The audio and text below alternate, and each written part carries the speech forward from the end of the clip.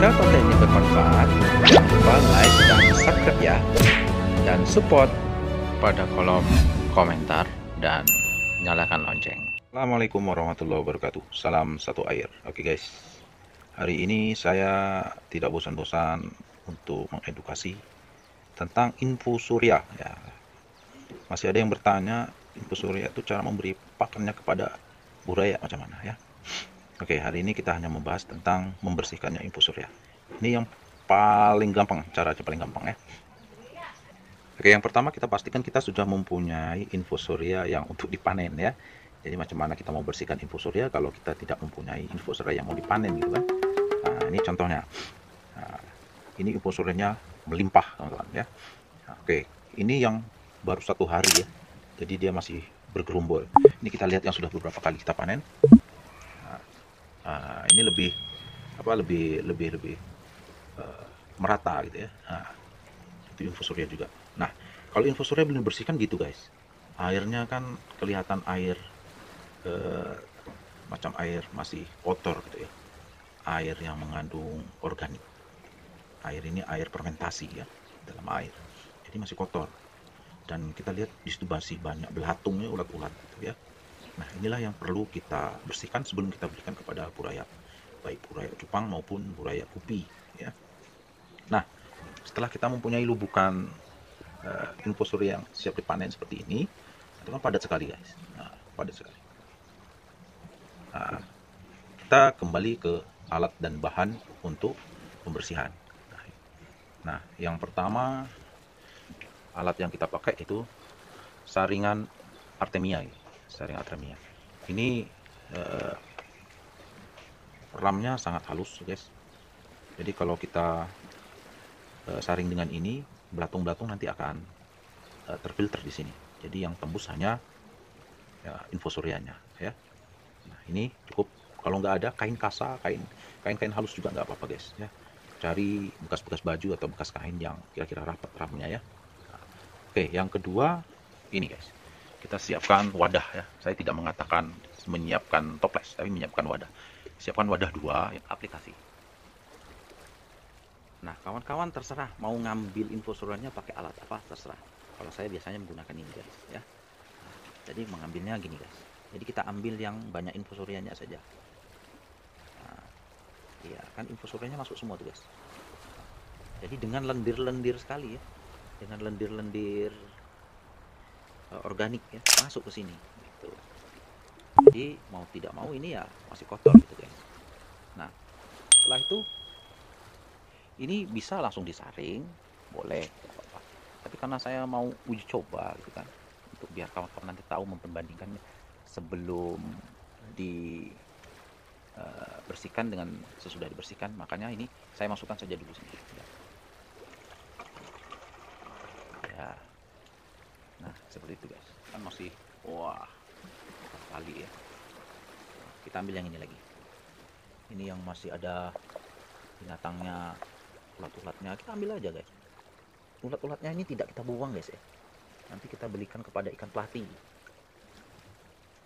Ikan pelati makan kalau belatung guys, tidak masalah. Kalau gupi jangan ya. Kalau gupi kita kasih gini bisa mati guys. Khusus pelati saja. Ini kan sama juga nih. Nah, kita ambil aja semua wadah. Oke, cukup. Sekarang kita lihat. Di sini terlihat kotor benar, sangat kotor ya. Situ masih ada jentik nyamuk, ada ulat, ada organik masih dicampur. Kita mau bersihkan ya, sangat simpel guys. Kita mau bersihkan jangan semuanya, kita ambil aja setengahnya ya. Nah, ini cara membersihkan yang paling simpel ya guys ya. Sebetulnya nggak kecap untuk membersihkan. Ya. Setelah itu kita langsung saring saja sini. Ya. Langsung saring. Tapi kita tidak semuanya ya. Kita ambil setengahnya saja. Ya. Nah, kita ambil segitu saja. Nah.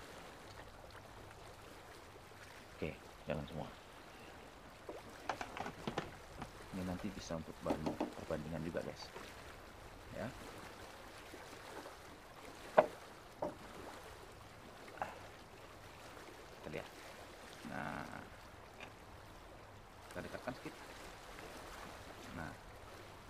bersih, sudah tidak dijentik, sudah tidak ada ulat. Ini masih banyak ya. Oke, belum bersih ya, ini belum, meskipun dia sudah bersih dari jentik, tidak ada ulat, tapi ini belum bersih karena masih mengandung organik ya. Nanti kalau kita terpaksakan masuk ke dalam lubukan buraya, airnya akan terfermentasi jadi kotor ya, tercemar air burayanya. Itu bisa menyebabkan penyakit bagi buraya.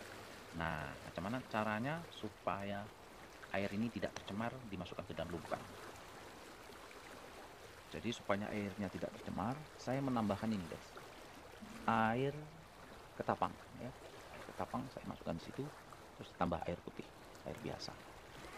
Atau bisa juga langsung saja dikasih air putih juga boleh. Jadi 1:1 ya.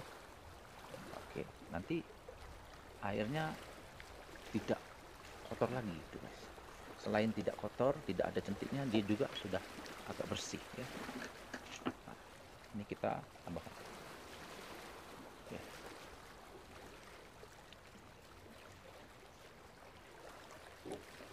Nah,